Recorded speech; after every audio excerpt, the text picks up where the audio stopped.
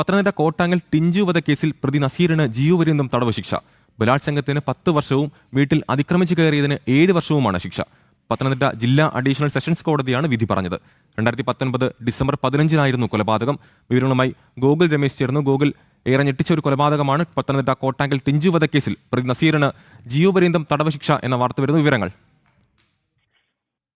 അമല്, പ്രതിക്ക് പ്രോസിക്യൂഷൻ ആവശ്യപ്പെട്ടത് പ്രകാരമുള്ള ശിക്ഷ അത് തന്നെ ലഭിച്ചിരിക്കുന്നു എന്ന് വേണം മനസ്സിലാക്കുവാനായിട്ട്. എന്തായാലും ഈ ടിഞ്ചു വധക്കേസിൽ പ്രതിയായിട്ടുള്ള കോട്ടാങ്ങൽ സ്വദേശി നസീറിന് ഈ ടിഞ്ചുവിനെ കൊലപ്പെടുത്തിയ കേസിൽ ജീവപര്യന്തമാണ് തടവ് ശിക്ഷ. അതുകൂടാതെ ബലാത്സംഗം ചെയ്ത കുറ്റത്തിൽ 10 വർഷവും വീട്ടിൽ അതിക്രമിച്ച് കയറിയതിന് 7 വർഷവും ശിക്ഷ വിധിച്ചിരിക്കുകയാണ് കോടതി. അല്പസമയം മുമ്പാണ് കോടതിയുടെ ശിക്ഷ വിധി പ്രസ്താവം ഉണ്ടായിരിക്കുന്നത്. പത്തനംതിട്ട ജില്ലാ അഡീഷണൽ സെഷൻസ് കോടതിയാണ് വിധി പറഞ്ഞിരിക്കുന്നത്. നേരത്തെ പ്രതി കുറ്റക്കാരനാണെന്ന് കഴിഞ്ഞ ദിവസമാണ് പത്തനംതിട്ട കോടതി കണ്ടെത്തിയത്. അതിനുശേഷം വിധി പറയാൻ വേണ്ടി ഇന്നത്തേക്ക് മാറ്റുകയായിരുന്നു. എന്തായാലും 2019 ഡിസംബർ 15-നായിരുന്നു ടിഞ്ചുവിനെ ക്രൂരമായി കൊലപ്പെടുത്തിയ സംഭവം ഉണ്ടായത്.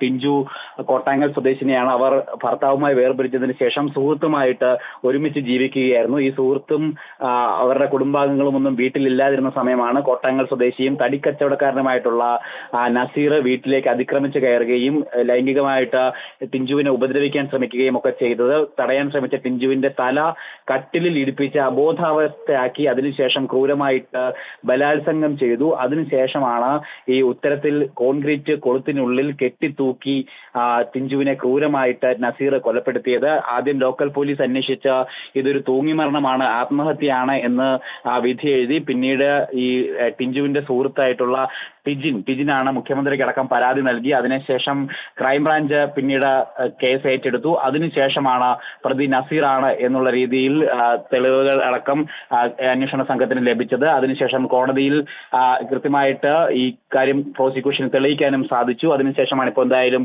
അർഹിച്ച ശിക്ഷ തന്നെ പ്രതിക്ക് കോടതി നൽകുകയും ചെയ്തിരിക്കുന്നത്.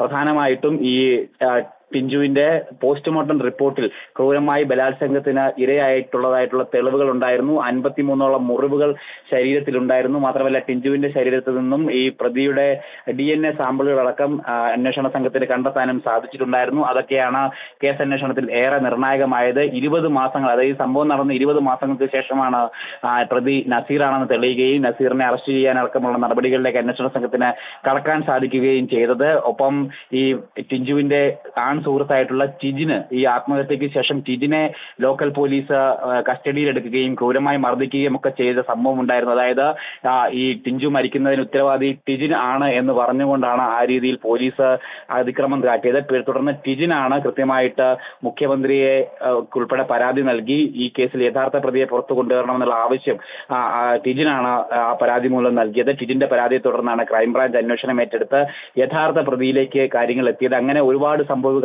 തിരിഞ്ഞു പറഞ്ഞ ഒരു കേസ് കൂടിയിട്ടാണ് ഈ ടിഞ്ചു കൊലക്കേസ്. എന്തായാലും വർഷങ്ങൾക്ക് ശേഷം ഇപ്പോൾ നീതി നടപ്പായിരിക്കുന്നു എന്നുള്ളത് തന്നെയാണ് പ്രോസിക്യൂഷൻ അടക്കം വ്യക്തമാക്കിയിരിക്കുന്നത്.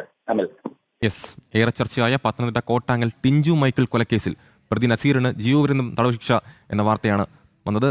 ഗോകുൽ രമേശാണ് വിവരങ്ങൾ പങ്കുവച്ചത്.